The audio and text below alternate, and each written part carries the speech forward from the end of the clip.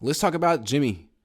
Jimmy looked good in the first half of the Seattle game in relief. He looked bad in the second half. He looked bad against the Broncos. He's looked bad for 6 straight quarters. He says he's not in football shape. He wasn't here all offseason. Is this going to get better? And if not, what is the breaking point? I didn't spell point right. I'm going to take this down. What is the breaking point where the Niners go to Brock Purdy? Gosh, I would say if they're under 500 the first week out of the bye week. So I think they play the Chargers. So let's say they go into that 4-4. Then they come out of a bye week. Jimmy's still not looking good. They lose that game and they're 4-5. I think that's probably when they just say, listen, and I'll say this. I had this similar topic earlier in the week with, I can't even remember if it was Sunil or Jack, but either way, we were talking about something similar to this. And I didn't think there was a chance that Jimmy would be pulled. But looking at it, I was kind of swayed by the other person because they were like, listen, Jimmy's the backup now. It's not like you're pulling your starter. And look at how much money you can save by not playing him. So if you're not going to win anyways, why don't you just save the money, put him on the bench and let it go. So I really think the breaking point is that Chargers game. If they are under 500 after that, it's over. I mean, yeah, I don't think they need to let the ship sink with Jimmy Garoppolo. Why? He, like you said, he's just a backup quarterback. He hasn't done anything all offseason. He says he's not in football shape. He might not be even top level. Jimmy isn't great. But if this is the version of Jimmy that you're getting this year, I mean, what they could do if he's disgruntled, if he's struggling and not in football shape and blaming Kyle and not with the program and maybe you do better with Brock. I'm just saying. So what they could always do is if Jimmy loses to the Rams and looks terrible, which is frankly quite possible without Trent Williams playing, you could say Jimmy's hurt. His back hurts. He has a groin injury. Whatever. Tell him, Jimmy, you're injured.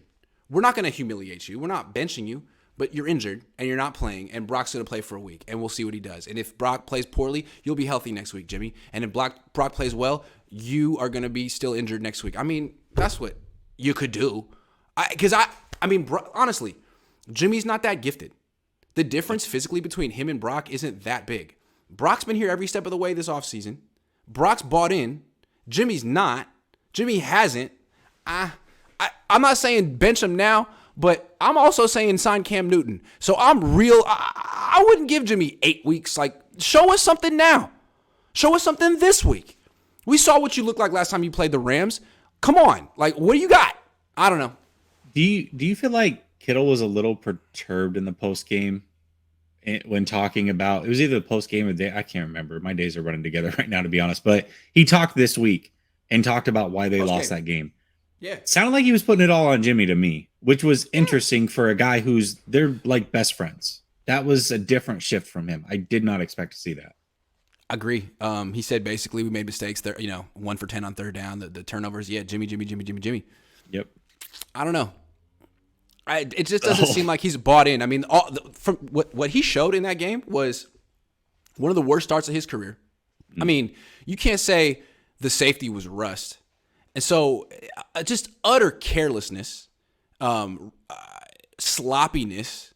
And after he lost, a big smile on his face that really pissed off Brent Jones in particular. Played with Joe Montana and Steve Young. Never saw that. So I think also what was caught on camera by Brooks Anderson, B&A Music? Yeah, B&A Music, yep. Your plays suck, man. Wow. Jimmy's not looking real great right now, I don't know. I don't know, man. The lip reading was hard on that, but it definitely ended in suck, man, and it looked like play or plays. So I don't know if he's talking to himself. Man. Yeah. Your play, he's talking to himself, or either way. Wasn't good optics. I mean, when you factor in that Jimmy Garoppolo last week was saying I need more freedom, and Kyle's what he's saying is you're hamstringing me. You're telling me what to do, and it's not working. To me, that's what it seems like. Is what he's saying. I'm throwing to the guy you tell me to throw to. He's not open, and so, people are gonna crush me when they look at the all 22 and say XYZ was open down the field. You're telling me to throw here, right? You're telling this is the play call. Here's the coverage I'm thinking is going to be. Here's where I want you to go with the ball. And I think what he's saying is, let me figure it out. Let me do the math problem on my own, because your answers aren't giving me the right answers. And I think what he's saying, and maybe he's wrong, but the fact that all this, like, that they're not on the same page. Yeah. I don't think Brock Purdy would be feuding with the coach. I don't think you can win if the coach and the quarterback are feuding.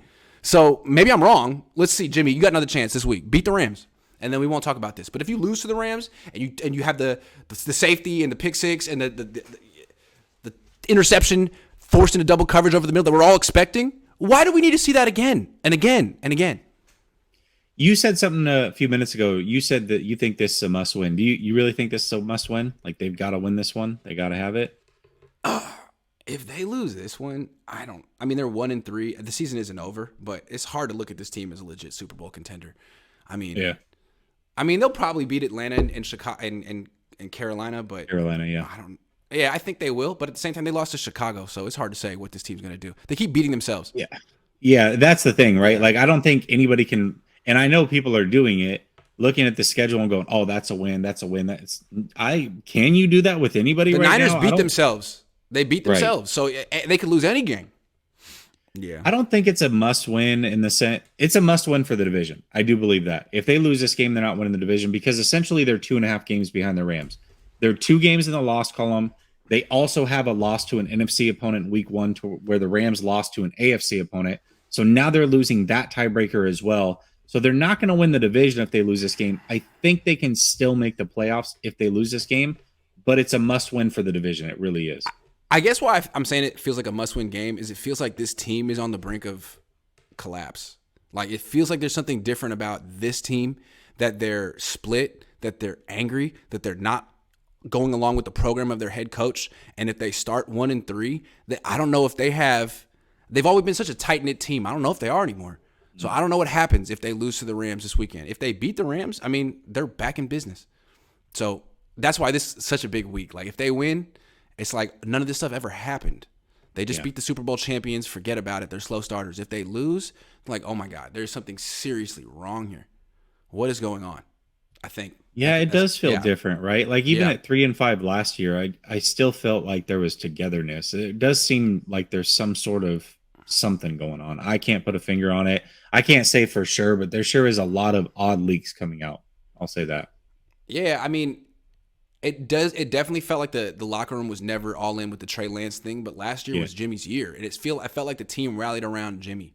And this year, the team doesn't know what, like, Jimmy's not good enough to rally around. He's not in football shape. He's got a million excuses. Like, the team doesn't know what to do, and I think they're kind of frustrated about all of it. You know? Yeah, you can feel it. You really can feel it. Yeah. They wanted Jimmy to be the answer. He's not the answer, at least not yet. Maybe he will be this week.